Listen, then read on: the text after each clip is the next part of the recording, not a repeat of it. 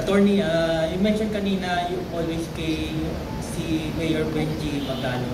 Do you think there already effective opposition to run for like for a higher position like Senator or Congress? If not this midterm, maybe the next election? Again, that's why I'm also watching yung days that, first 4 days kung sino-sino na ang nag-file. Well, unfortunately, wala pang Benji Magalong dun.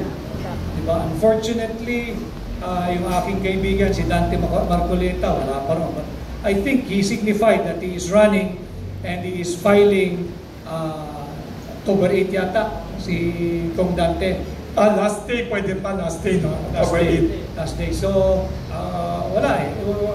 Yun nga, tinitingnan natin kung ano yung final and complete cast. Meron pa ba kayong wishlist, follow-up sa kanya? Meron pa bang tao sa Pilipinas na nakikita niyong matapang, fearless, na pwedeng maging part of the check and balance ng Pilipinas? Well, kaya lang, hindi naman yata makatao na. But for me, bilang isang naging anak din, wala na akong magulang eh. Yes. Had President Duterte, had he been 10 years younger, he would have been, yan talaga ang mag-lead ng charge. May chance pa ba siya, sa tingin niyo lang, personal opinion niyo lang, do you think may chance pa siya tatakbo? Curious ang mga tao.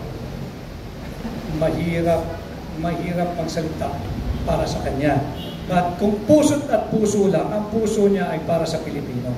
And I think it will also be very difficult for him to be oblivious to the call, to the plea, to the clamor for him to consider.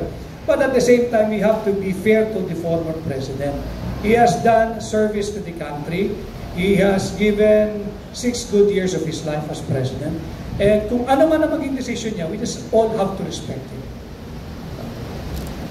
Very interesting. Good morning po ulit. Yes, Kati.